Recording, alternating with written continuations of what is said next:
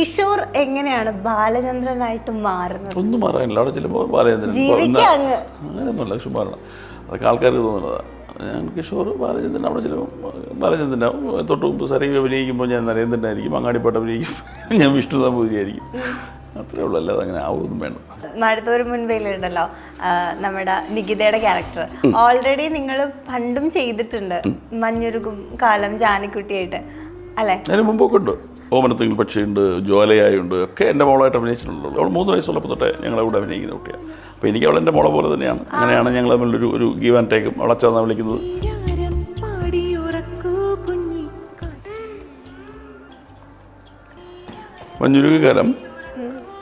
മഞ്ഞുരുകാലം അച്ഛൻ കാണാതായിട്ട് കൊടുത്തിട്ട് മോളെ ആദ്യം കാണുന്ന സീൻ ഒരച്ഛൻ എന്നുള്ളതിലേക്ക് വളരെ ഹാർട്ട് ടച്ചിങ് ആയിട്ടുള്ള നമ്മൾ കുറച്ച് റിലേറ്റ് ചെയ്ത് നോക്കുമ്പോൾ നമുക്ക് വല്ലാതെ വേദന എടുക്കും. കഥയെ അതാണ് കഥ എന്ന് ആലോചിക്കുമ്പോൾ അങ്ങനെ കുറച്ച് നൊന്ത് അഭിനയിച്ചൊരു സീനാണ്.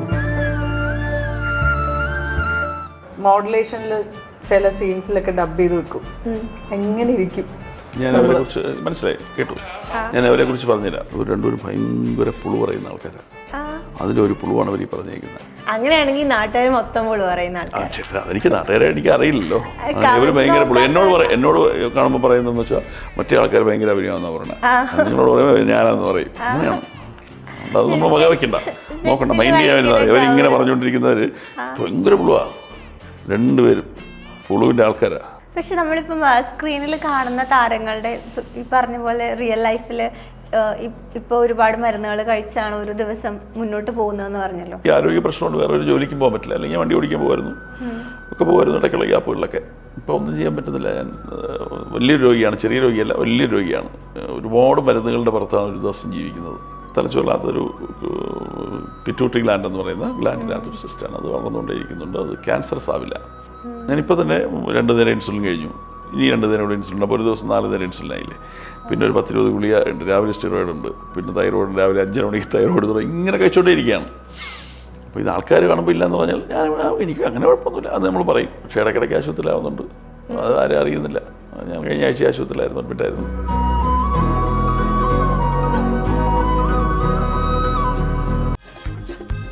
ഇഞ്ചി മൈ മീൽ പാർട്ട്ണർ.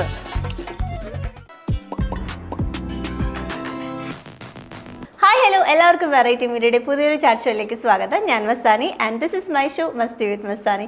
നമ്മൾ മഴതോറും മുൻപേയിൽ ഒരുപാട് ആക്ടേഴ്സിൻ്റെ ഇൻ്റർവ്യൂ വന്നപ്പോൾ ഏറ്റവും കൂടുതൽ ഞങ്ങളുടെ കമൻറ്റ് സെക്ഷനിലും ഞങ്ങളുടെ മെസ്സേജിൻ്റെ ഇൻബോക്സിലൊക്കെ നിങ്ങൾ ഏറ്റവും കൂടുതൽ റിക്വസ്റ്റ് ചെയ്ത നിങ്ങളുടെ ഫേവറേറ്റ് ആയിട്ടുള്ള ആളാണ് ഇന്ന് എൻ്റെ കൂടെ ജോയിൻ ചെയ്യുന്നത്, കിഷോറേട്ടൻ.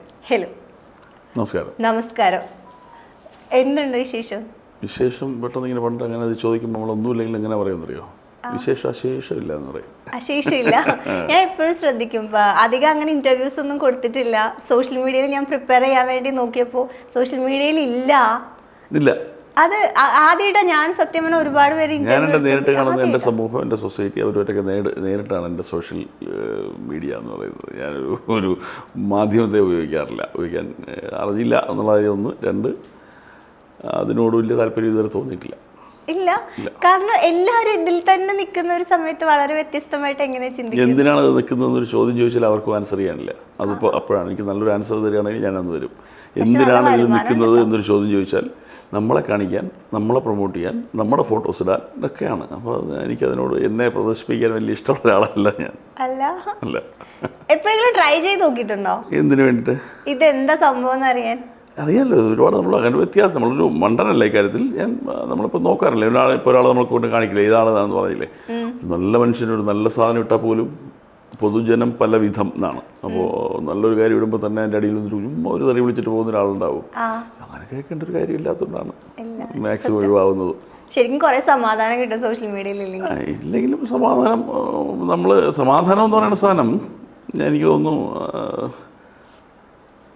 എല്ലാവരെയും ഈക്വലായിട്ട് സമാധാനമാണ്. അത് ഈക്വലായിട്ട് എല്ലാവരെയും കണ്ടു കഴിഞ്ഞാൽ സമാധാനം ഉണ്ടാവും. നമ്മൾ മേറ്റാണ്, എനിക്ക് കാശ് കൂടുതലാണോ, അയ്യോ അവന് കാശ് കൂടുതലാണോ, അയ്യോ അവനാണോ വലുത്, ഇത് പോകുമ്പോഴാണ് നമുക്ക് സമാധാനക്കേടുണ്ടാകുന്നത്.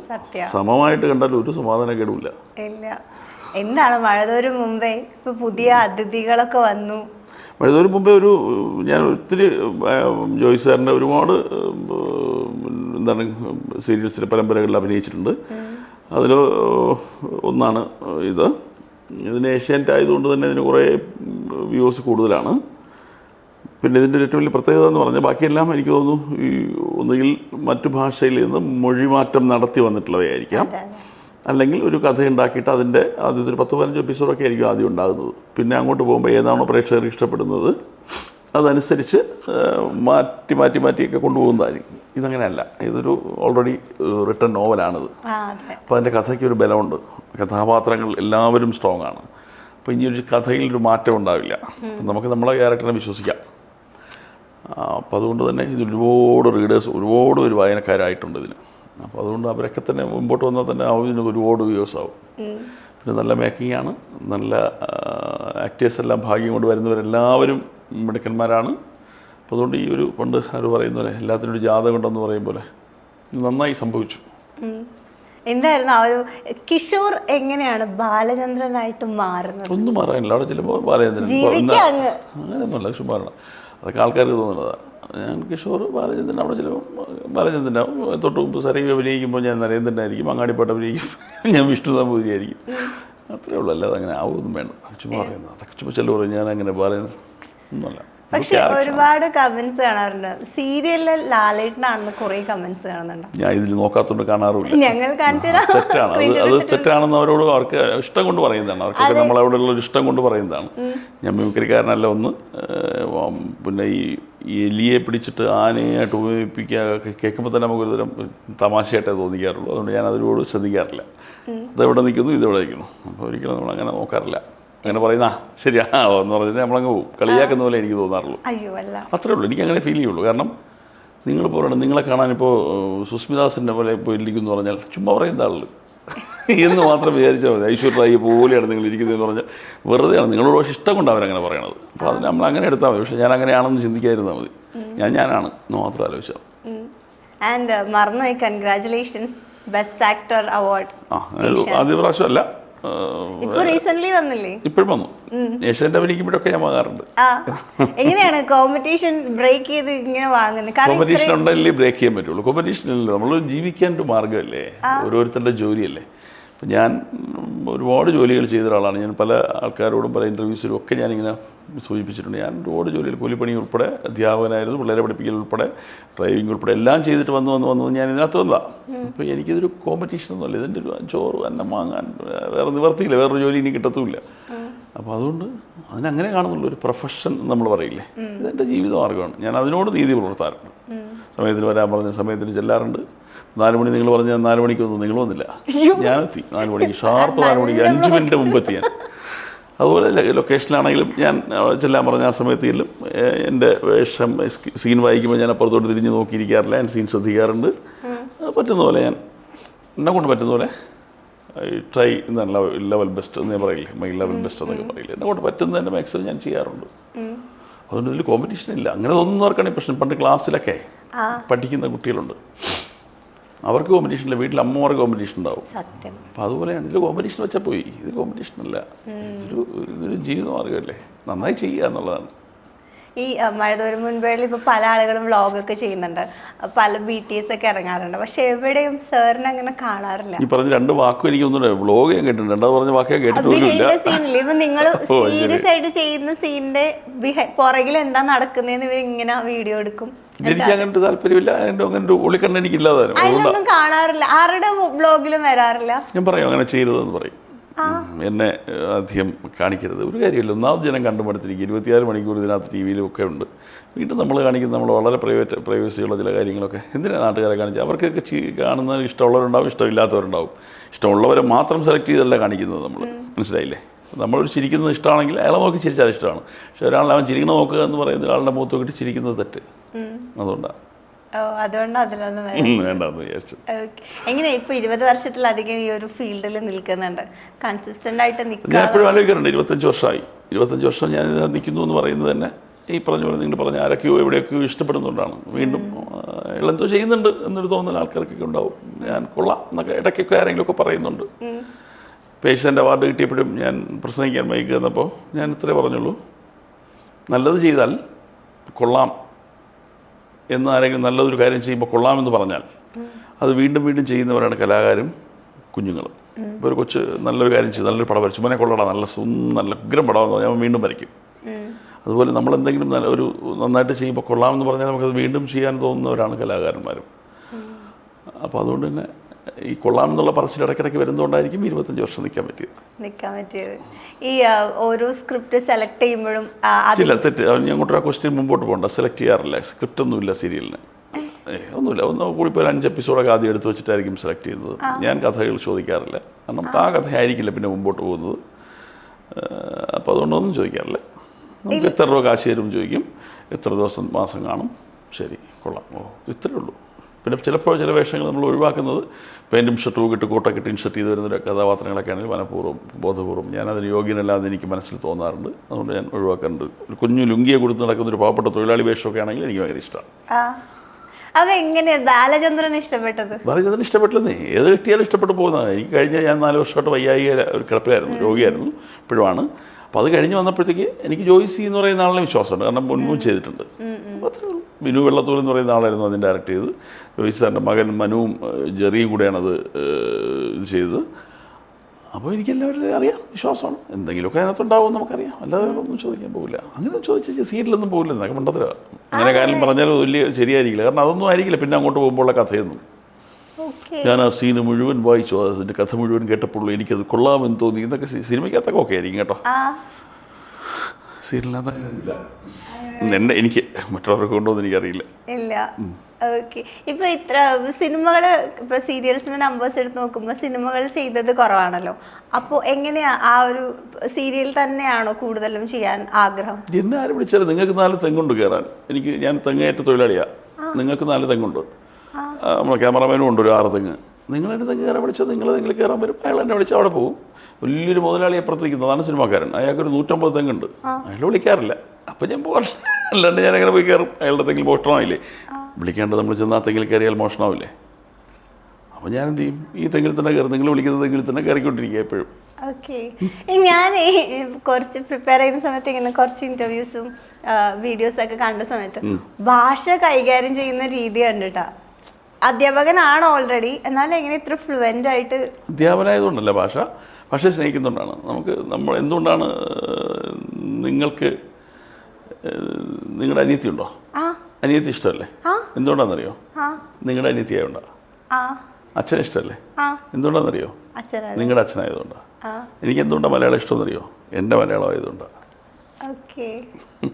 മലയാള അധ്യാപകനായിരുന്നു? അല്ല, ഞാൻ ഇംഗ്ലീഷ് മലയാളമൊക്കെ എടുക്കുമായിരുന്നു. ഞാൻ പഠിച്ചത് കൊമേഴ്സാണ്. അധ്യാപകൻ എന്ന് പറഞ്ഞാൽ എന്തായാലും പറഞ്ഞു കൊടുക്കുകയാണെങ്കിൽ അത് അധ്യാപകനായില്ലേ. അങ്ങനെ ഒരു പ്രത്യേകതയൊന്നും ഉണ്ടായിരുന്നില്ല. അറിയാവുന്ന കാര്യങ്ങൾ മറ്റുള്ളവർക്ക് പറഞ്ഞു കൊടുക്കുമായിരുന്നു. അതൊക്കെ പണ്ടാണ് കേട്ടോ. ഇപ്പോൾ എൻ്റെ അറിവ് കുറവായപ്പോൾ, വായന കുറഞ്ഞപ്പോൾ അതിന് ഞാൻ not eligible to do that എന്ന് പറഞ്ഞ പോലെ ഞാനത് ചെയ്യാൻ യോഗ്യനല്ലാതായപ്പോൾ നിർത്തി. സ്ട്രിക്റ്റ് ആയിട്ടുള്ള സാറായിരുന്നു? ഇങ്ങനെ സ്ട്രിക്റ്റ് ആവണേ. നിങ്ങൾക്കൊരു കാര്യം പറഞ്ഞ് ഞാൻ സ്ട്രിക്റ്റാണ്. ഞാൻ ഡിഗ്രി ഫൈനൽ ഇയർ പഠിക്കുമ്പോൾ +2 അല്ലെങ്കിൽ പ്രീഡിഗ്രി അന്ന് പ്രീഡിഗ്രിയ ക്ലാസ് എടുക്കുമായിരുന്നു. അപ്പോൾ ഞാൻ അങ്ങനെ സ്ട്രിക്റ്റ് ആവണേ. എന്നെ ചേട്ടാ അണ്ണാന്നൊക്കെ വിളിക്കുക എല്ലാവരും. സാറെന്ന് വിളിക്കുമ്പോൾ ഞാൻ വിളിക്കേണ്ട അണ്ണാന്ന് വിളിയെന്ന് പറയും. സാറിനോ? ഇത്ര അടുത്തല്ലേ പാരൽ കോളേജിൽ, ഈ പറയുന്ന വലിയ മഹാ യൂണിവേഴ്സിറ്റിയിലൊന്നും അല്ല കേട്ടോ, ഈ പാരൽ കോളേജിൽ, അല്ലാതെ വേറെ വലിയ. അച്ഛന് കോളേജായിരുന്നു, അച്ഛന് വലിയ കോളേജായിരുന്നു. അച്ഛന് 10,000-4000 കുട്ടികൾ പഠിക്കുന്ന ഒരു വലിയ സ്ഥാപനമായിരുന്നു. യൂണിക് അക്കാഡമി എന്നായിരുന്നു എൻ്റെ പേര്. അപ്പോൾ അവിടെയാണ് ഞാൻ പഠിച്ചതും. അപ്പോൾ സാറിന് നാട്ടുപ്രദേശത്തൊക്കെ എന്താ ചെയ്യണ, ഒരു അത്യാവശ്യം പഠിക്കുകയോ അല്ലെങ്കിൽ ഇത്തിരി നാടുമായിട്ട് ബന്ധമുള്ളവരൊക്കെ ചെയ്യണമെന്ന് വെച്ചാൽ അത് ഒരു ഡിഗ്രിയൊക്കെ കഴിയുമ്പോൾ അവരെന്ത് ചെയ്യും, പാരൽ കോളേജിൽ പഠിപ്പിക്കാൻ തുടങ്ങും. അവിടെ നിന്നാണ് ഗവൺമെൻറ് ജോലിയിൽ കയറി പോകുന്നത്. ഞാനങ്ങനെ കോളേജിലുണ്ടായിരുന്നപ്പോൾ ഞാൻ വളരെ ഒക്കേഷണലി, സ്ഥിരം പോവില്ല. എനിക്കപ്പോഴും ഈ നാടകങ്ങളോട് ഭ്രമം ഉണ്ടായിരുന്നു. അമച്ചൂർ നാടകങ്ങൾ, നാടക മത്സരങ്ങൾ, അതുമായിട്ട് അങ്ങനെ കറങ്ങി നടക്കുമായിരുന്നു. അപ്പോഴേക്കും എൻ്റെ പ്രായം കൂടിപ്പോയപ്പോൾ എനിക്ക് പിന്നെ ജോലിയിലേക്ക് പോകാനൊന്നും പറ്റാത്ത അവസ്ഥയിലായി. പിന്നെ സ്ട്രീറ്റ് ഡ്രാമാസ്, അതായത് കലാജാഥകളൊക്കെ ഉണ്ടായിരുന്നില്ലേ, സഭയുടെയും മറ്റും അങ്ങനെയുള്ള കലാജാഥകളുണ്ടായിരുന്നു, തെരുവ് നാടകങ്ങൾ. അപ്പോൾ അന്നോട്ട് ഞാൻ ഈ ലുങ്കി ഉടുത്ത് ശീലിച്ചു. ഞാൻ ഇന്നിപ്പോൾ ഇവിടെ വന്നാൽ കാരണം ഏഷ്യാൻ്റെ സ്റ്റാർ സിംഗറിൽ പോയിട്ട് വന്നിട്ടുണ്ടെങ്കിൽ ഞാനിപ്പോഴും ലുങ്കിയായിരിക്കും കൊടുത്തിരിക്കുക. അപ്പോൾ ഒരു ചിത്രയേച്ചിയൊക്കെ ഇരിക്കുന്നത് വലിയ വേദിയല്ലേ. അപ്പോൾ ഞാൻ അവിടെ ലുങ്കി കൊടുത്ത് പോകണ്ടെന്ന് വിചാരിച്ചിട്ടാണ് ഞാനിന്ന് കൊണ്ടുകൊടുത്തത്, അല്ലെങ്കിൽ ഞാനിപ്പോഴും ലുങ്കിയായിരിക്കും. ഓക്കെ. ലുങ്കി ഉടുക്കാൻ ഇഷ്ടപ്പെടുന്ന, മലയാള ഭാഷ എത്രത്തോളം സ്നേഹിക്കുന്ന? ലുങ്കി ഉടുക്കാൻ ഇഷ്ടപ്പെടുന്നത് ലുങ്കിയിൽ അഴുക്കാവില്ല, നമുക്ക് എവിടെ വേണോ ഇരിക്കാം. നമ്മൾ അങ്ങനെയാണ് ശീലിച്ചത്. ഇപ്പോൾ അങ്ങോട്ട് പോകുമ്പോൾ ആ കട വരാതിരിക്കണമെന്ന് ഞാൻ അവിടെ ഇരിക്കും. മുണ്ടുടുത്താൽ മുണ്ടഴുക്കാവും. അത്രയും ഡെയിലി മുണ്ട് വാങ്ങാനുള്ള കാശില്ല. അപ്പോൾ അങ്ങനെയായിരുന്നു ഞാൻ പണ്ട് ശീലിച്ചത്. അപ്പോൾ അതൊരിഷ്ടമാണ്. അതുകൊണ്ട് കളർ മുണ്ടാകുമ്പോഴത്തേക്കും വലിയ അഴുക്ക് പിടിക്കില്ല. മലയാള ഭാഷ ഇഷ്ടപ്പെടുന്നത് ഞാൻ അമ്മ എന്ന് വിളിച്ചത് മലയാളത്തിലാണ്. ഞാൻ എൻ്റെ ഏറ്റവും സുഹൃത്തുക്കളോട്, എൻ്റെ ഏറ്റവും വലിയ ഇഷ്ടമുള്ളവരോട്, എൻ്റെ മകനോട്, എൻ്റെ ഭാര്യയോട്, എല്ലാവരോടും, എൻ്റെ സുഹൃത്തുക്കൾ എല്ലാവരോടും ഞാൻ വളരെ സ്നേഹത്തിൽ സംസാരിക്കുന്നതൊക്കെ, ഞാൻ എൻ്റെ ആശയം പ്രകടിപ്പിക്കുന്നതൊക്കെ മലയാളത്തിലാണ്. അതുകൊണ്ട് എനിക്ക് മലയാളം ഇഷ്ടമാണ്. ഇങ്ങനെ വേർഡ്സ് ഒക്കെ എങ്ങനെയാ വരുന്നത്? ഞാനിത് എന്തെങ്കിലും അധികം വേർഡ്സ് ഉപയോഗിച്ചോ? ഞാനത് കറക്റ്റ് വാക്കുകളല്ലേ കറക്റ്റ് ആയിട്ട് വരുന്നത്, ആ ഒരു ഫ്ലോയിൽ വരുന്നുണ്ട്. പറഞ്ഞു നോക്കിയാൽ മതി. നിങ്ങൾക്ക് ഇംഗ്ലീഷ് നന്നായിട്ട് അറിയില്ലേ, സംസാരിക്കില്ലേ? അപ്പോൾ നമ്മൾ പെട്ടെന്ന് ചോദിക്കുമ്പോൾ പെട്ടെന്ന് ഇങ്ങനെ ചോദിക്കാം, നിങ്ങളോട് ചോദിക്കുകയാണ്, ഒരു ഓന്ത് ഒരു മരപ്പെട്ടിയും പിടിച്ചുകൊണ്ട് വേണ്ട ആ മുരിങ്ങ മരത്തിൽ കയറി പോകുന്നു എന്ന് ഇംഗ്ലീഷ് പറഞ്ഞേ. അയ്യോ, പറ്റുമോ? അതുകൊണ്ടാണ് നമ്മൾ മലയാള ഭാഷ നമ്മുടെ മാതൃഭാഷ എന്ന് പറയുന്നത്. നമുക്ക് പെട്ടെന്ന് പറയാൻ പറ്റും, നമുക്കറിയാൻ പറ്റും. ഓ വലിയ മറ്റേ മുരിങ്ങ മരത്തിന് ട്രീ എന്നൊക്കെ പറഞ്ഞു ഓർമ്മ, നമുക്കൊന്നും ഓർമ്മിക്കണ്ട. അതേ ആ മുരിങ്ങ മരത്തിലോട്ട് ഇതേ ഒരു എലിയും പിടിച്ചോണ്ട് ഓടി കയറി പോകാമെന്ന് പറയാൻ എളുപ്പമാണ്. അവിടെയാണ് നമുക്കിഷ്ടം. നമ്മളൊരു അമ്മയല്ലേ, നമ്മൾ ജനിച്ചു വളർന്നപ്പോൾ കേൾക്കുന്നതല്ലേ. മറ്റ് ഭാഷ നമുക്ക് പോറ്റമ്മമാർ മാത്രമെന്ന് പറയില്ലേ, മലയാളം പെറ്റമ്മയും മറ്റു പോറ്റമ്മ. അതുകൊണ്ട് ഭാഷകൾ മോശമല്ല, നമുക്ക് അത്രയും കൺവേ ചെയ്യാൻ പറ്റും. നമുക്കൊരാളോട് ആശയം വിനിമയം ചെയ്യാൻ പറ്റുന്ന, ഏറ്റവും പെട്ടെന്ന് നാവിൽ വരുന്ന, എന്തും നമുക്ക് പറയാൻ പറ്റുന്ന, ദേഷ്യപ്പെടാൻ പറ്റുന്ന, തെറി വിളിക്കാൻ പറ്റുന്ന, സ്നേഹിക്കാൻ പറ്റുന്ന, പ്രണയം പറയാൻ പറ്റുന്ന, ഏറ്റവും നമുക്ക് ഐ ലവ് യു എന്ന് പറയുന്നതിനേക്കാളും എനിക്കിതിനെ ഇഷ്ടമാണ് എന്ന് പറയുമ്പോൾ ഉള്ളൊരു സുഖമുള്ള ഒരു ഭാഷയാണ് മലയാളം. അതുകൊണ്ടാണ് അതിന് ഇഷ്ടം. Okay okay. ഈ മഴത്തോരു മുൻപേലുണ്ടല്ലോ നമ്മുടെ നികിതയുടെ ക്യാരക്ടർ, ഓൾറെഡി നിങ്ങൾ പണ്ടും ചെയ്തിട്ടുണ്ട്, മഞ്ഞുരുകും കാലം ജാനിക്കുട്ടിയായിട്ട് അല്ലേ? അതിന് മുമ്പൊക്കെ ഉണ്ട്. ഓമനത്തിങ്കിൽ പക്ഷിയുണ്ട്, ജ്വാലയായുണ്ട്, ഒക്കെ എൻ്റെ മോളായിട്ട് അഭിനയിച്ചിട്ടുണ്ടല്ലോ. അവൾ 3 വയസ്സുള്ളപ്പോൾ തൊട്ടേ ഞങ്ങളെ കൂടെ അഭിനയിക്കുന്ന കുട്ടിയാണ്. അപ്പോൾ എനിക്ക് അവൾ എൻ്റെ മോളെ പോലെ തന്നെയാണ്. അങ്ങനെയാണ് ഞങ്ങൾ തമ്മിലൊരു ഒരു ഗീവ് ആൻഡ് ടേക്കും. അവളച്ചാന്നാണ് വിളിക്കുന്നത്. അപ്പോൾ അത്ര രസമാണ് അഭിനയിക്കുന്നത്. അപ്പോൾ വലിയ പാടില്ല. അങ്ങനെ ഒരു ഗീവ് ആൻഡ് ടേക്ക് നമുക്ക്, ഞാൻ പറഞ്ഞില്ല, എപ്പോഴും എന്താണ് നാടകത്തിന് പറയുന്നതെന്നറിയോ? പ്ലേ എന്നാണ് പറയുന്നത്. എന്താണ് പ്ലേ? നമ്മൾ കളിക്കുകയാണ് ചെയ്യുന്നത്, ഒരു കളിയാണ്. അങ്ങോട്ടും ഇങ്ങോട്ടും നല്ല കളിക്കാരുണ്ടെങ്കിൽ ആ കളി നല്ല കളിയായിരിക്കും. ഒരു ഇന്ത്യൻ ടീമും ഒരു കൊച്ചു പിള്ളേർ കളിക്കുന്ന ഒരു ടീമും തമ്മിൽ കളിച്ചാൽ അവിടെ കളിയില്ല. ഏക്ക് സ്കോർ ചെയ്യാൻ പറ്റുമായിരിക്കും, ഒരു ഫുൾ അട്ടക്കടക്കടന്ന് അടിച്ചിട്ട് അവരങ്ങ് പോകാൻ പറ്റും. പക്ഷേ അവിടെ ഒരു കളി ഉണ്ടാവില്ല. നല്ലൊരു കളി ഉണ്ടാവണമെങ്കിൽ 2 പേരും വേണം. ഗീവ് ആൻഡ് ടേക്ക് എന്ന് പറയും അതിന്. അതാണ് നമ്മൾ തിരിച്ചൊരു നല്ല ആക്ടർ. നമ്മളൊക്കെ എനിക്ക് തിലകൻ ചേട്ടൻ്റെ കൂടെ, മുരളി ചേട്ടൻ്റെ കൂടെ ഒക്കെ അഭിനയിക്കാനുള്ള ഭാഗ്യം കിട്ടിയിട്ടുണ്ട്. അവരുടെ കൂടെയൊക്കെ അഭിനയിക്കുമ്പോൾ നമുക്ക് മുകളിലോട്ട് വരും. നമ്മൾ ഓട്ടോമാറ്റിക്കലി നമ്മളെങ്ങനെ ശ്രദ്ധിക്കും, അവരെന്താ ചെയ്യണം, അതിന് മുകളിൽ നമുക്ക് ചെയ്യാൻ പറ്റുമെന്നല്ല വിചാരിക്കുന്നത്, അവരെ കൂടെ നിൽക്കണം എന്ന് വിചാരിക്കും. അതാണ് ഒരു ഇത്. മറ്റതങ്ങനെയല്ല. അപ്പോൾ അതുകൊണ്ടാണ് ഇതിൻ്റെ പ്ലേ എന്ന് പറയും നാടകങ്ങളെയൊക്കെ. അപ്പോൾ അതുകൊണ്ട് അവളുമായിട്ട് ഭയങ്കര എന്താണ്, കുഞ്ഞിലെ തൊട്ട് എനിക്ക് എൻ്റെ മോളെ പോലെ തന്നെയാണ് അവൾ. ഓക്കെ. ഈ നാടകത്തിൽ നിന്നാണോ സ്റ്റാർട്ട് ചെയ്തത് ഈ ഒരു നാടകം? അമച്ചൂർ നാടകങ്ങളായിരുന്നു. സ്കൂൾ 3ാം ക്ലാസ്സിൽ പഠിക്കുമ്പോൾ. നിങ്ങൾ ക്വസ്റ്റ്യൻ ചോദിക്കാൻ ഞാൻ സമ്മതിക്കുന്നില്ല എന്ന് വെച്ച് നിങ്ങളത്ര ഞാൻ ആൻസർ പറയുന്നുണ്ടോ? എനിക്ക് മനസ്സിലാവുന്നതുകൊണ്ടാണ് ഞാൻ ആൻസർ മുമ്പേ പറയുന്നത് കേട്ടോ. സ്കൂൾ നാടകങ്ങളിലായിരുന്നു ആദ്യം തുടങ്ങിയത്. 3ാം ക്ലാസ്സിൽ പഠിക്കുമ്പോൾ ക്ലാസ്സിലൊക്കെ നമ്മൾ അധ്യാപകർ, ഗവൺമെൻറ് സ്കൂൾ അറിയാമല്ലോ, ഓല ഒളിഞ്ഞ തറയെ കൂടെ വെള്ളം വിടുന്ന, ചേമ്പിൻ്റെ ഇല പിടിച്ച് പോകുന്ന ഒരു സ്കൂളിങ്ങനെ ഇമാജിൻ ചെയ്യണം. അപ്പോൾ അടുത്ത യൂത്ത് ഫെസ്റ്റിവലാകുമ്പോൾ അല്ലെങ്കിൽ സ്കൂൾ വാർഷികമാകുമ്പോൾ അധ്യാപകർ വന്നിട്ട് ചോദിക്കും, നാടകത്തിന് ആരൊക്കെ ഉണ്ട്? നമ്മളിങ്ങനെ തിരിഞ്ഞപ്പോഴത്തേക്ക് എൻ്റെ ഒരു അധ്യാപകൻ എന്നോട് ചോദിച്ചു, ഇവിടെ കൃഷ്ണകുമാർ എന്നാണ് എൻ്റെ പേര് കേട്ടോ, കിഷോർ എന്ന് എല്ലാവർക്കും അറിയുള്ളൂ. അപ്പോൾ കൃഷ്ണകുമാറുണ്ടോ നാടകത്തിന്? ഞാൻ ഇങ്ങനെ നോക്കി, ഉണ്ടുണ്ട്, നിനക്ക് നീ പറ്റും, നാടകം കളിക്കാൻ പറ്റും. അങ്ങനൊരു നാടകം കളിക്കാൻ വിളിച്ചുകൊണ്ട് പോയി. അപ്പോൾ നാടകം ജയിച്ചു, സ്കൂൾ ലെവലിൽ ജയിച്ചു, സബ് ജില്ലയിലേക്ക് പോയി, അവിടെയും ജയിച്ചു. അവിടെ ഞാൻ ബെസ്റ്റ് ആക്ടർ എന്ന് പറഞ്ഞു. എനിക്ക് എന്താണെന്ന് അറിയില്ലായിരുന്നു അന്ന്. അപ്പോൾ എന്തോ ആണ്, ഇത് കൊള്ളാം എന്നെനിക്ക് തോന്നി. ജില്ലയിലേക്ക് പോയി നാടകം തോറ്റു, പക്ഷേ ഞാൻ അവിടെയും ബെസ്റ്റ് ആക്ടറായിരുന്നു. അപ്പോൾ അടുത്ത വർഷം ഓട്ടോമാറ്റിക്കലി എനിക്ക് എന്തോ നല്ലതുണ്ടെന്ന് എല്ലാവരും പറയുന്നുണ്ടല്ലോ, ബെസ്റ്റ് ആക്ടറാണല്ലോ എന്ന്. എനിക്ക് എൻ്റെ വലിപ്പം എന്താണ് ബെസ്റ്റ് ആക്ടർ എന്ന് എനിക്കറിയില്ലായിരുന്നു. അത് പിന്നെ കണ്ടിന്യൂ ചെയ്തു. അപ്പോൾ അതിൻ്റെ ഒരു അർത്ഥം മനസ്സിലായി തുടങ്ങി. അപ്പോൾ എന്നിൽ കുഞ്ഞെന്തോ കാണിക്കാൻ പറ്റുന്നൊരു സംഭവം എൻ്റെ ഉണ്ടല്ലോ എന്ന് എനിക്ക് തന്നെ തോന്നി തുടങ്ങി. അങ്ങനെ പിടിച്ചു പോയതാണ്. അതാണ് നാടകം. പിന്നെ ഇങ്ങോട്ട് വന്നപ്പോഴത്തേക്ക് അമച്ചൂർ നാടക മത്സരങ്ങളിലൊക്കെ ആയി. പിന്നെ അങ്ങനെ ഇരുന്ന് ഞാൻ അവസാനം ഒരു പ്രൊഫഷണൽ നാടകം കളിച്ചു. അതിൻ്റെ പേര് AKG എന്നാണ്. AKG എന്ന് പറഞ്ഞാൽ AKG അറിയോ? ആരാ? ഭയങ്കര മോശം അറിഞ്ഞൂടാന്ന് പറഞ്ഞാൽ ഞാൻ പറഞ്ഞുതരാം, അറിയില്ല. AKG എന്ന് പറഞ്ഞാൽ കേരളത്തിലെ കമ്മ്യൂണിസ്റ്റ് പ്രസ്ഥാനത്തിൻ്റെ ഉണ്ടാക്കിയെടുത്ത ആൾക്കാരിൽ ഏറ്റവും മിടുക്കനായിരുന്നു. പാർലമെൻ്ററി ആയിരുന്നു. AK ഗോപാലൻ എന്ന് പറയുന്ന ഒരു വലിയ കമ്മ്യൂണിസ്റ്റുകാരുടെ ജീവിതകഥ പെരുപ്പങ്കോട് മുരളി നാടകമാക്കി. അപ്പോൾ അതിൽ AKGയുടെ വേഷം അഭിനയിക്കാൻ എന്നുള്ളൊരു ഭാഗ്യം കിട്ടി. അപ്പോൾ അത് കാണാണ്ടിരിക്കുന്ന അന്നൊക്കെ മുഖ്യമന്ത്രി നയനാരൊക്കെയാണ്. നയനാർ ഉൾപ്പെടെയുള്ള ആൾക്കാർ വലിയ ആൾക്കാരിരിക്കുന്നു. അങ്ങനെ ആ നാടകം കളിക്കുമ്പോൾ ഇന്ത്യൻ എക്സ്പ്രസ് ആദ്യമായിട്ട് എഴുതിയിരുന്നു, എനിക്ക് നല്ല ഓർമ്മയുണ്ട് ഇപ്പോഴും. AKG ലീവ്സ് ഓൺ സ്റ്റേജ് എന്നൊക്കെ പറഞ്ഞിട്ട് AKGയുടെ ഞാൻ സ്റ്റേജിൽ നിൽക്കുന്ന ഫോട്ടോ ഒക്കെ ആയിട്ട് വന്നിരുന്നു. അന്നാണ് അങ്ങാടിപ്പാട്ടെന്ന് പറയുന്നൊരു സീരിയൽ ദൂരദർശനിൽ നടക്കുന്നുണ്ട്. അപ്പോൾ ദൂരദർശനിലേക്ക് വിളിച്ചു, ഈ അങ്ങാടിപ്പാട്ടിലൊരു വേഷം ചെയ്യാൻ വിളിച്ചപ്പോൾ ഞാൻ പറഞ്ഞു സീരിയൽ നമ്മൾ വരില്ല, എന്തോ വലിയ നമ്മളിങ്ങനെ ഈ എന്താണ് ഭയങ്കരമായിട്ടുള്ള ഡ്രാമാസ് ചെയ്യുന്ന നമുക്ക് സീരിയൽ എന്നൊക്കെ പറഞ്ഞാൽ. അപ്പോൾ എൻ്റെ സുഹൃത്തുക്കളെ കൂടെ പറഞ്ഞത് അങ്ങനെയല്ല, നല്ലൊരു സീരിയലാണത്. ഗോപിനാഥ് എന്ന് പറയുന്നൊരു വലിയ മനുഷ്യനാണ് ഡയറക്ടർ. അയാളുടെ ആയിരുന്നു പണ്ട്, നിങ്ങൾക്ക് ഓർമ്മയുണ്ടാവില്ല, കുഞ്ഞായിരിക്കും, ജനിച്ചിട്ടുണ്ടോ എന്ന് എനിക്കറിയില്ല. 2000-ഒക്കെയാണ് അയാളുടെ മുമ്പുള്ള സ്കൂട്ടർ എന്നൊക്കെ പറഞ്ഞിട്ടൊക്കെ സീരിയലൊക്കെ ഉണ്ടായിരുന്നു. അപ്പോൾ നല്ലൊരു സാധനമാണ്. സാധാരണ ഒരു തീരെ മോശമായൊരു സീരിയലല്ല എന്ന് പറഞ്ഞു. അങ്ങനെയാണ് ഞാൻ ഇതിനകത്തേക്ക് വരുന്നത്. പിന്നെ ഇതിനകത്തൊരു നിങ്ങൾ ആരോ ആരെങ്കിലും പറയും പോലെ ഭയങ്കര സങ്കടം തോന്നും നമുക്ക് ചിലപ്പോഴൊക്കെ. നമ്മൾ വ്യക്തമായിട്ട് അറിയാമെന്നുള്ളവരായിരിക്കേ, നിങ്ങളെ എവിടെയോ കണ്ടിട്ടുണ്ടല്ലോ. ഞാൻ പറഞ്ഞു ഞാൻ കണ്ടിട്ടില്ല, നിങ്ങളല്ലേ കണ്ടിട്ടുള്ളത്. അല്ല, എനിക്ക് നിങ്ങളെ നന്നായിട്ട് അറിയാമല്ലോ. ഞാൻ പറഞ്ഞു ചേട്ടാ എനിക്ക് നിങ്ങളെ അറിയില്ല, നിങ്ങൾക്ക് എങ്ങനെ അറിയാമെന്ന് എനിക്കെങ്ങനെ അറിയാൻ പറ്റും, നിങ്ങളെന്ത് ചെയ്യുന്നു? ഞാൻ പറഞ്ഞു എനിക്ക് ജോലിയൊന്നുമില്ല, കൃഷിയൊക്കെ ഉണ്ട് കുറച്ച്. സീരിയലിൽ അഭിനയിക്കാറുണ്ടോ? ഞാൻ പറഞ്ഞാൽ അങ്ങനെ ഇടയ്ക്കൊക്കെ ഉണ്ട്. ഞാൻ സീരിയൽ കാണാറില്ല കേട്ടോ. ഞാൻ പറഞ്ഞു ഞാൻ ചോദിച്ചോ സീരിയൽ ഇടാറുണ്ടോന്ന്. എനിക്ക് തോന്നി ചേട്ടനെ കണ്ടപ്പോഴേ എനിക്ക് തോന്നി സീരിയൽ കാണുന്ന ആളല്ല, വാർത്തകളൊക്കെ കേൾക്കുന്ന ആളാണെന്ന് എനിക്ക് തോന്നി. വാർത്തകളൊക്കെ ഞാൻ ഫോളോ ചെയ്യാറുണ്ട്.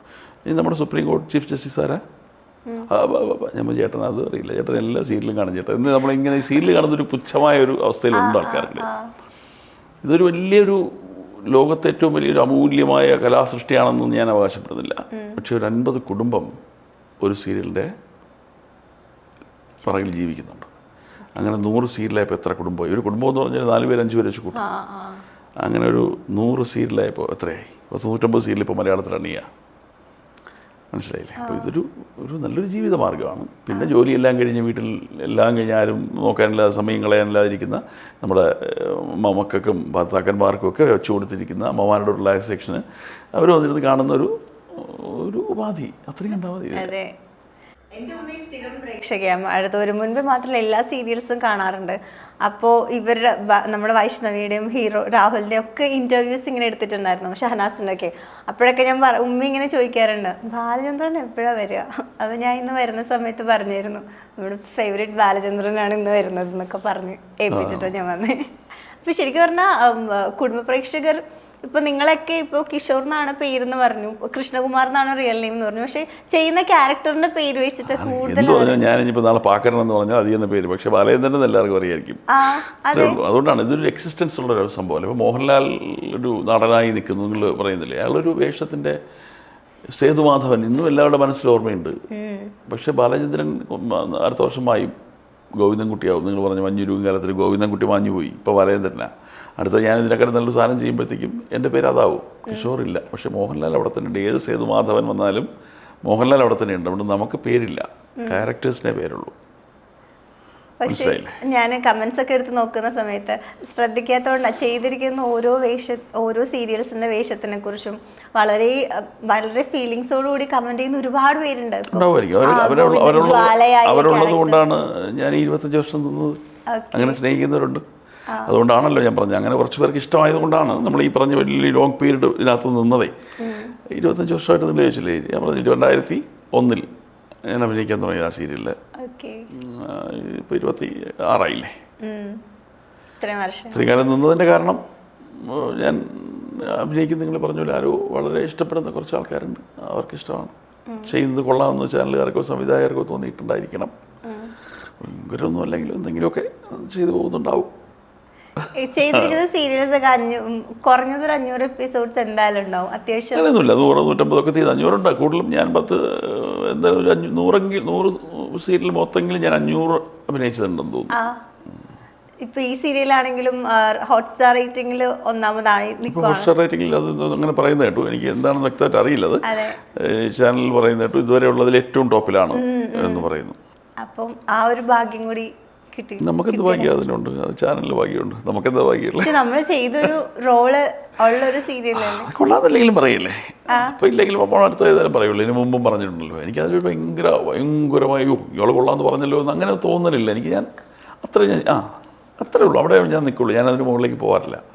ഞാൻ അങ്ങനത്തെ ആളല്ല. ഞാനൊരു വളരെ ഇതൊരു വീട് പോലും വയ്ക്കാൻ കഴിയാത്ത ഒരു സാധു വീട്ടിൽ ഒരു അംഗമാണ് ഞാനിപ്പോഴും. ഞാൻ ഈ പറഞ്ഞ നിങ്ങൾ വിചാരിക്കുന്ന ഒരു സീരിയൽ നടന്ന് 10,000 രൂപ ശമ്പളം കിട്ടുമായിരിക്കും. നിങ്ങൾ പറഞ്ഞ 20,000 30,000 അല്ലെങ്കിലൊക്കെ വാങ്ങുന്നവരൊക്കെ ഉണ്ടാവുമായിരിക്കും. നമ്മളൊക്കെ വളരെ കുറച്ച് ശമ്പളത്തിൽ അഭിനയിക്കുന്ന 10 ദിവസം വർക്ക് ചെയ്യുന്ന, അതിൽ നമ്മൾ TDS കട്ട് ചെയ്ത് നമ്മളിപ്പോൾ എനിക്കിപ്പോൾ 10,000 രൂപ മരുന്ന് വാങ്ങാൻ പോയിട്ട് 10,000-25,000 രൂപ മാസം മിച്ചം കൊണ്ട് ജീവിക്കുന്ന ഒരാളാണ്. അപ്പോൾ നമുക്ക് അതിനനുസരിച്ചുള്ള വളർച്ചയെ നമുക്കുണ്ടാവുള്ളൂ. അപ്പോൾ നമ്മൾ അവിടെ നിൽക്കുള്ളൂ. നമ്മൾ വലിയൊരു ആളൊന്നും അല്ല. നമ്മളങ്ങനെ ചിന്തിച്ചിട്ട് കാര്യമില്ല. നമ്മൾ അഭിനയിക്കുന്ന സീരിയൽസിലാണ്. കുറച്ച് പാവപ്പെട്ട അല്ലെങ്കിൽ നല്ല ജെന്യുവിനായിട്ടുള്ള കുറേ വീട്ടിൽ നിൽക്കുന്ന ഈ ഖസാക്കിൻ്റെ ഇതിഹാസം വായിച്ചുകൊണ്ടിരിക്കുന്നവർക്കുള്ള ആളല്ല നമ്മൾ. നമ്മൾ മനോരമയിൽ വന്ന നോവലുകളുടെ വക്താക്കളാണ്. അപ്പം അത്രയും നമ്മൾ ചിന്തിച്ചാൽ മതി. അതുകൊണ്ട് നമ്മളൊന്നുമില്ല. നമ്മൾ വളരെ ഒരു ജോലിയാണ്, അത്രയേ ഉള്ളൂ. നിങ്ങളിപ്പോൾ ചെയ്യുന്നില്ലേ, നിങ്ങളൊരു വരുമാനത്തിന് വേണ്ടിയാണ് ചെയ്യുന്നത്. ഞാനതിന് വേണ്ടി മാത്രമാണ് ചെയ്യുന്നത്. എനിക്ക് അവാർഡ് വേറെ ഒന്നിനുമല്ല. എനിക്കൊരു ജീവിക്കാനൊരു കല്യാണം കഴിച്ചു, 2 കുട്ടികളുണ്ട്. അപ്പോൾ അവരെയൊക്കെ വളർത്തണ്ടേ. അപ്പോൾ ഇതല്ലാണ്ട് വേറൊരു മാർഗ്ഗം ഇപ്പോൾ എൻ്റെ മുന്നിലില്ല. അതുകൊണ്ട് മാത്രമാണ് ചെയ്യുന്നത്. എനിക്കെന്തെങ്കിലും വരുമാനം ഉണ്ടെങ്കിൽ ഞാൻ അഭിനയിക്കാൻ വലിയ താല്പര്യം കാണിക്കില്ല. അപ്പോൾ ശരിക്കും അഭിനയിക്കാൻ അങ്ങനെ ഭയങ്കര ആഗ്രഹത്തോടുകൂടി ഒരു മേഖലയിലേക്ക് വന്നു? നമ്മൾ ഏത് ജോലിയാണ്, എനിക്ക് ആഗ്രഹമൊക്കെ ഉണ്ട്. അഭിനയിക്കാനുള്ള ആഗ്രഹം ഉണ്ടായിരുന്നു, ഭയങ്കര ആഗ്രഹം ഉണ്ടായിരുന്നു. അത് നമ്മൾ ഒരേപോലെ ചെയ്തുകൊണ്ടിരിക്കുമ്പോൾ നമ്മൾ കുഴപ്പമില്ല. നമുക്ക് അതുകൊണ്ടൊരു ബെനിഫിറ്റബിളായിട്ടുള്ളൊരു സംഭവം വരുമ്പോഴത്തേക്ക് നമുക്കുള്ളത് നമ്മൾ എന്തെങ്കിലും ചോദിക്കട്ടെ. ഞാനിപ്പോൾ നിങ്ങൾ ഈ ചെയ്യുന്നതുകൊണ്ട് നിങ്ങൾക്ക് ഇഷ്ടമുണ്ടോ എന്ന് ചോദിച്ചാൽ നിങ്ങൾക്ക് ഇഷ്ടമുള്ള സമയമുണ്ട്. ഇന്ന് പുള്ളിയാരുടെ ഇൻ്റർവ്യൂ ആണ്, കൊള്ളാം. ഇന്നും എനിക്ക് ഇൻ്റർവ്യൂ ഉണ്ടല്ലോ എന്ന് വിചാരിക്കുന്ന ദിവസങ്ങളുണ്ട്. ഇന്നത് പോയി ചെയ്താലല്ലേ പറ്റൂ എന്ന് വിചാരിക്കുന്ന ദിവസങ്ങളുണ്ട്. അത്രയേ ഉള്ളൂ. നമുക്ക് ഭയങ്കര ഇഷ്ടമുള്ള വേഷങ്ങളുണ്ട് ചെയ്യാൻ. ഇന്ന് മറ്റേ പുള്ളിയായിട്ട് പിന്നെ ഒരേ സംഭവം തന്നെ നമ്മളിങ്ങനെ പറഞ്ഞുകൊണ്ടിരിക്കുമ്പോൾ ചിലപ്പോൾ തോന്നും, അയ്യോ ഇന്നും അത് തന്നെയല്ലോ എന്നും വിചാരിക്കാറുണ്ട്. അതാണോ ഇപ്പോൾ പൊതുവേ അധികം ഇൻ്റർവ്യൂസ് ഒന്നും കൊടുക്കാത്തത്? ഇപ്പോൾ പറയുന്നത് ഞാൻ ഇൻ്റർവ്യൂ കൊടുക്കുന്നത് ഞാൻ എന്താണ് ഇപ്പോൾ ഞാൻ നിങ്ങളോട് തന്നെ എന്നെക്കുറിച്ച് ഞാൻ പൊക്കി പറഞ്ഞുകൊണ്ടിരിക്കുന്ന ഒരു ഇൻ്റർവ്യൂ ഞാൻ എന്താണ് ആൾക്കാരോട് എന്നെക്കുറിച്ച് പറയേണ്ടത്? എനിക്ക് ആരെങ്കിലും കാശ് രൂപയ്ക്ക് പോകാമെന്ന് ഞാൻ പറയും. എനിക്ക് എന്തെങ്കിലും എനിക്ക് ജീവിതത്തിൽ എനിക്കൊരു പ്രൊഫഷനാണ് ഞാനത്. എനിക്കിതുകൊണ്ട് ജീവിക്കും. അപ്പോൾ ആരും കാശ് തരില്ല എന്ന് പറയും. അല്ലെങ്കിൽ അങ്ങനെ ഉള്ളതല്ല, ഞങ്ങളിങ്ങനെ തട്ടിക്കൂട്ടും. ഞാൻ പറഞ്ഞു അങ്ങനെ വെറുതെ വന്നിരുന്ന നാട്ടുകാരുടെ ചീത്ത വിളിയൊക്കെ ഞാൻ തയ്യാറല്ല എന്ന് പറയും. ഇതിപ്പോൾ മനു എന്നോട് വിളിച്ചിട്ട് 2 ദിവസം കൊണ്ടേ ഇങ്ങനെ പറയുകയാണ്. നിങ്ങളുടെ സുഹൃത്തല്ലേ മനുവല്ല രോഹിത്, എന്താണ് നമ്മളതിലെ മനുവായിട്ട് അഭിനയിക്കുന്ന രാഹുൽ. അപ്പോൾ ഞാനിന്ന് അപ്പോൾ ഇങ്ങനെ ഇടയ്ക്ക് പതി വരേണ്ട ആവശ്യമുണ്ടായിരുന്നു. അപ്പോൾ തന്നെ എനിക്ക് ഞാൻ പറഞ്ഞില്ല ഏഷ്യാനെറ്റിൽ അതും കൂടെ വന്നു. അപ്പോൾ പിടിച്ചതാണ്. ഇപ്പോൾ ഇത്രയും വർഷം ഈ ഒരു ഫീൽഡിൽ നിൽക്കുമ്പോൾ ഒരു അഭിനയം എന്താണ് പഠിപ്പിച്ചതെന്ന് ചോദിച്ചാൽ എന്തായിരിക്കും? അഭിനയം പഠിപ്പിച്ചതോ? ഇതിനകത്ത് നിന്ന് ജീവിതം നശിപ്പിച്ച് കളയുന്നത് വളരെ മണ്ടത്തരമാണ്. നിങ്ങൾ വേറെ എന്തെങ്കിലുമൊക്കെ ട്രൈ ചെയ്യുന്നൊക്കെ പഠിപ്പിക്കും. ഇതിനകത്ത് നിന്ന് ജീവിതം നശിപ്പിച്ച് കഴിഞ്ഞാൽ ചാവുന്നവരെ ഇങ്ങനെ തന്നെ നിൽക്കും. ചില കലാകാരന്മാരെ കണ്ടിട്ടില്ല. എന്താ വേറെ ഒന്നും സംഭവിക്കില്ല. നമ്മൾ ഇത്രയും എന്നുള്ള നടനാണെന്ന് നിങ്ങൾ പറയുന്നില്ല. നമുക്ക് അവിടെ അല്ലാന്ന് തോന്നിക്കുക എന്താണ്? ഒരു സിനിമയ്ക്ക് ആരും വിളിക്കാറില്ല. ഇയാൾ ഭയങ്കര നടനാണ്, ഇയാൾ കൊള്ളാം, സൂപ്പറാണ് എന്ന് പറയുന്ന ഒരുപാട് പേരുണ്ടല്ലോ. ഈ സിനിമാക്കാരും അങ്ങനെ പറഞ്ഞിട്ടുണ്ടല്ലോ ഒരുപാട്. ഞാൻ പേരൊന്നും എടുത്ത് പറയുന്നില്ല. ഒരുപാട് വലിയ ഡയറക്ടേഴ്സൊക്കെ, ഞാൻ 1-2 വലിയ ഡയറക്ടേഴ്സ് ഇന്ന് ബെസ്റ്റ് ആക്ടർ അവാർഡൊക്കെ വാങ്ങിച്ചിട്ടുണ്ട്. നിങ്ങൾ സിനിമയിൽ ആവശ്യമുള്ളതാണ്, പക്ഷെ ഒരു സിനിമ ഒരുപാട് ആരും വിളിക്കാറില്ല. അപ്പോൾ പിന്നെ നമ്മൾ എന്ത് ചെയ്യാൻ? ഇങ്ങനെ ജീവിച്ചത് ഇത്രേ ഉള്ളൂ. ഇത് കഴിഞ്ഞ അടുത്തൊരു വർക്ക് കിട്ടില്ല, അതുവരെ വീട്ടിലിങ്ങനെ ഇരിക്കും. അപ്പോൾ എന്ത് ചെയ്യും? അങ്ങനെ കഴിഞ്ഞാൽ ഒരുപാട് തവണ അങ്ങനെ വേറെ ഇപ്പോൾ എനിക്ക് ആരോഗ്യ പ്രശ്നമുണ്ട്, വേറെ ഒരു ജോലിക്കും പോകാൻ പറ്റില്ല. അല്ലെങ്കിൽ ഞാൻ വണ്ടി ഓടിക്കാൻ പോകുമായിരുന്നു, ഇടയ്ക്കുള്ള ഗ്യാപ്പുകളിലൊക്കെ. ഇപ്പോൾ ഒന്നും ചെയ്യാൻ പറ്റുന്നില്ല. ഞാൻ വലിയൊരു രോഗിയാണ്, ചെറിയ രോഗിയല്ല, വലിയൊരു രോഗിയാണ്. ഒരുപാട് മരുന്നുകളുടെ പുറത്താണ് ഒരു ദിവസം ജീവിക്കുന്നത്. ഒത്തിരി മരുന്നുകളുടെ പുറത്ത്. രാവിലെ 6:30 മണിക്ക് തുടങ്ങിയാൽ രാത്രി 11:30 മണി വരെ മരുന്നുകൾ കഴിച്ചുകൊണ്ടിരിക്കുകയാണ്. ഒരു ബാഗില്ലാതെ പുറത്ത് പോകാൻ പറ്റില്ല. അതിനകത്ത് നിറയെ മരുന്നുകളും കുറേ ഇഞ്ചക്ഷൻസും സ്റ്റീറോയിഡും ഒക്കെ ആയിട്ട് ജീവിക്കുന്ന ഒരാളാണ്.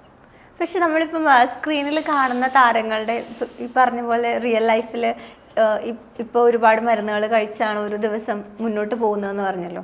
നമ്മൾ പല ആളുകളും സ്ക്രീനിൽ കാണുമ്പോൾ പോകും നിങ്ങളൊക്കെ വലിയ നടന്മാരാണ്, നിങ്ങളുടെ ഭയങ്കര പോഷ് ലൈഫ്. മറുപടിയാണ് ഞാൻ ഇത്രയും നേരം പറഞ്ഞിട്ടുണ്ട്. ഞാൻ അങ്ങനെ അല്ല, എല്ലാവരും ഒക്കെ അങ്ങനെ അല്ലാന്നല്ല കേട്ടോ. ഇങ്ങനെ വലിയ നടന്മാരുണ്ട്, വലിയ ആൾക്കാരുണ്ടൊക്കെ ഉണ്ട്. ഞാനങ്ങനെ അല്ല കേട്ടോ.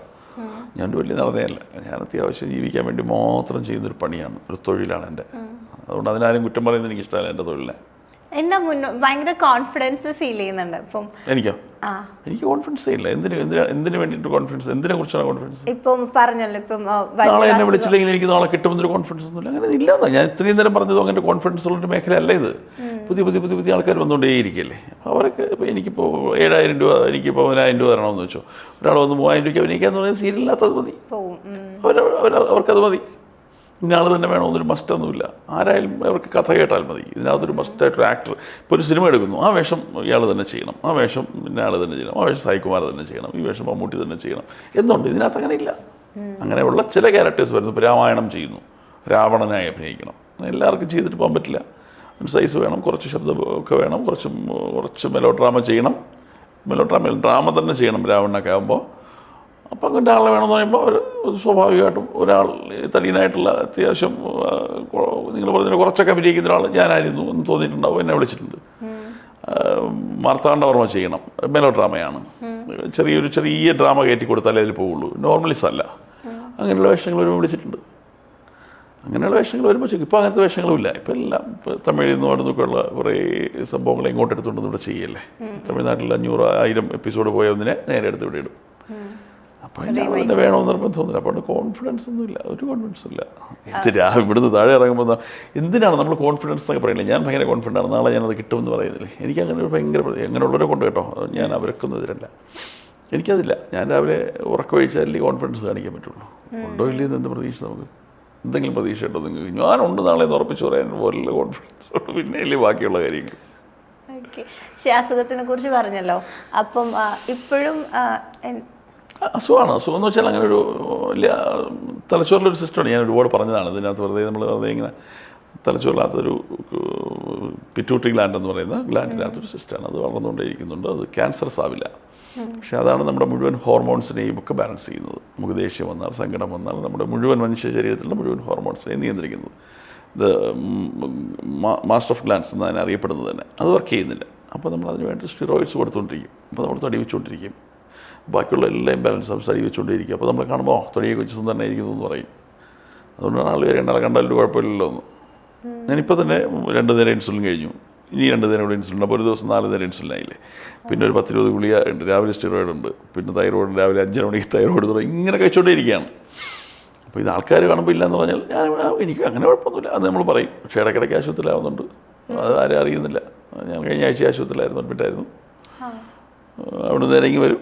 അവിടെ കിടക്കാൻ പറ്റുമോ? അവിടെ കാശ് കൊടുക്കണ്ടേ ആശുപത്രിയിൽ? ജീവിക്കണ്ടേ? അപ്പോൾ അഭിനയിച്ചാലേ പറ്റുള്ളൂ. അഭിനയിക്കണ്ടെന്ന് പറഞ്ഞാൽ പട്ടിണിയായി പോകില്ലേ? അപ്പോൾ അതുകൊണ്ട് അഭിനയിക്കാൻ വരും. ഉറക്കമൊഴിച്ചാലും നിൽക്കും. ഇപ്പോൾ ഡബിങ്ങിനോട് ഇവിടുന്ന് നാളത്തെ എപ്പിസോഡിന്. അപ്പോൾ ഞാൻ തന്നെയല്ലേ ഡബ് ചെയ്യുന്നത്. ബാക്കിയുള്ളവർക്ക് അങ്ങനെ ഒരു പാടുമില്ല. അപ്പോൾ ഞാൻ തന്നെ ഡബ് ചെയ്യുന്നതുകൊണ്ട് അതിനും പോകണം. അപ്പം ഈ എങ്ങനെയാ ഇതെങ്ങനെ ബാലൻസ് ചെയ്യുന്നതെന്ന് ഞാൻ ചോദിക്കാൻ വന്നത്. എന്ത് ബാലൻസ് ചെയ്യാം? ഇപ്പം ഒരു മൈൻഡ് നമ്മളെപ്പോഴും ഓക്കെ ആക്കി വെക്കണമല്ലോ. നമ്മളെപ്പോഴും പോസിറ്റീവായിട്ട് ഇരിക്കുമ്പോഴല്ലേ. പോസിറ്റീവിൽ ആവശ്യമാണെന്നേ. നമ്മളൊരു ആന കുത്താൻ വന്ന മൈൻഡ് പോസിറ്റീവ് ആക്കണം. ഓടും നമ്മൾ, ഉറപ്പായിട്ട് ഓടും. അവിടെ എന്ത് പോസിറ്റീവ് ആക്കാൻ? നമ്മൾ ഓടും, അന്തം വിട്ട് ഓടും. ഈ കാല് പൊണ്ടിയാൽ പോലും ഓടും. മരണഭയം എന്ന് പറഞ്ഞൊരു സാധനമുണ്ട്, നമ്മൾ ഓടും. അങ്ങനത്തെ ചൊല്ല് തന്നെയുണ്ട്. പണ്ട് ഒരു എലിയും പൂച്ചയും തമ്മിലുള്ളൊരു നടന്നാൽ, ഒരു ഓട്ട മത്സരം അല്ലെങ്കിൽ അതിനെ കൊല്ലാൻ വേണ്ടി പൂച്ച വന്നാൽ 98% ജയിക്കുന്നത് എലിയായിരിക്കും. പൂച്ച തോറ്റുപോകും. കാരണം എലി അതിൻ്റെ ജീവനും വേണ്ടിയിട്ടാണ് ഓടണേ. പൂച്ച അവനൊരു നേരത്തെ ആഹാരത്തിന് വേണ്ടിയിട്ടേ ഉള്ളൂ. അവൻ അത്ര ഓടി കിട്ടിയില്ലെങ്കിൽ പിന്നെ അങ്ങ് പോട്ടെ അടുത്തത് നോക്കാമെന്നാവും. പക്ഷെ അവനത് പറ്റില്ല. അവനവൻ്റെ വീടിൻ്റെ അടുത്ത് ഓടിയാലേ പറ്റുള്ളൂ. എങ്കിലും അവൻ ജയിക്കുള്ളൂ, അവൻ ജീവൻ കിട്ടുള്ളൂ. അപ്പോൾ അതുകൊണ്ട് നമ്മൾ പോകും. അതിൽ കോൺഫിഡൻസ് അല്ല, വീട് പോലെ പോയേ പറ്റൂ. പിന്നെ എനിക്ക് പോകുന്നതിന് വയ്യ, എൻ്റെ വീട് കുടുംബം അല്ലെങ്കിൽ അവരൊക്കെ എന്തോ ചെയ്യട്ടെ, ഞാനിവിടെ അതിന് കിടക്കുമെന്ന് വേണമെങ്കിൽ പറയാം. അത് പറ്റുന്നില്ല. അത് നമ്മൾ അവരോടൊക്കെ കാണിക്കുന്നത് തെറ്റല്ലേ. ഞാനേ ഒരു വീഡിയോ കാണിച്ചു തരാം. അതിൻ്റെ എന്തെങ്കിലും ഒരു മെമ്മറി എന്തെങ്കിലും. എൻ്റെ വീഡിയോ ആണോ? അല്ല, ഒരു സീരിയലിൻ്റെ ഒരു ഘട്ടം. എൻ്റെ ആണോ?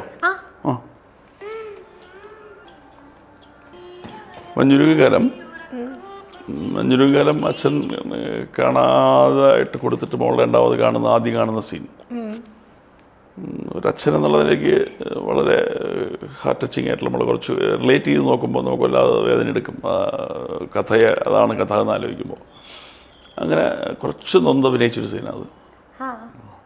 ഇങ്ങനെ ചില സീൻസ് ഒക്കെ അഭിനയിക്കുമ്പോൾ നമുക്ക് റിലേറ്റഡ് ആവും. നമുക്ക് എൻ്റെ മോള് അന്ന് അവളുടെ കുഞ്ഞുകാലം അഭിനയിച്ചത് ഇപ്പോൾ ഇതിനകത്ത് രേവതി കുട്ടിയായിട്ട് അഭിനയിക്കുന്ന അവളാണ്. രേവതി കുട്ടിയില്ലേ ഇതിനകത്ത് രേവതി കുട്ടി, അവളാണ് അന്ന് ഏറ്റവും കുട്ടിയായിട്ട് അഭിനയിച്ചത്. അവൾക്ക് 3 വയസ്സാണ്. ജാനിക്കുട്ടി ഏറ്റവും കുട്ടിക്കാലം അഭിനയിച്ചത്. ആ ജാനിക്കുട്ടിയാണ് ഞാൻ കൊണ്ടുപോയി കൊടുക്കുന്നത് ഒരാൾക്ക്. അന്ന് എൻ്റെ മോൾക്ക് 3 വയസ്സാണ്. എനിക്കങ്ങനെ റിലേറ്റ് ചെയ്യുമായിരുന്നു. അവളെയാണ് ഞാൻ എടുത്തത്. അപ്പോൾ ഇവളെ വിളിക്കുന്നത് അന്ന് അച്ഛാന്ന് വിളിക്കാൻ പറഞ്ഞാൽ ഇങ്ങനെ നാക്ക് തിരിഞ്ഞ് തുടങ്ങിയ സമയമല്ലേ. അപ്പോൾ അച്ഛാന്ന് വിളിക്കാൻ പറഞ്ഞാൽ അവൾ വിളിക്കുന്നത് അച്ഛാന്നല്ല വിളിക്കണേ, അച്ഛാ എന്നേ വിളിക്കുള്ളൂ. അങ്ങനെ വിളിക്കുള്ളൂ. അപ്പോൾ നമുക്കത് റിലേറ്റ് ചെയ്യും. വീട്ടിൽ ഇപ്പോൾ നമ്മളെ കുഞ്ഞു കയ്യിലിരിക്കുന്നവർ തോന്നിക്കും. നമ്മളെ കുഞ്ഞുങ്ങൾ തന്നെയാണ് എല്ലാവരും. എന്നാലും നമുക്ക് അങ്ങനെ റിലേറ്റ് ചെയ്യും. അപ്പോൾ നമുക്ക് അഭിനയിക്കാൻ കുറച്ച് എളുപ്പമാണ്.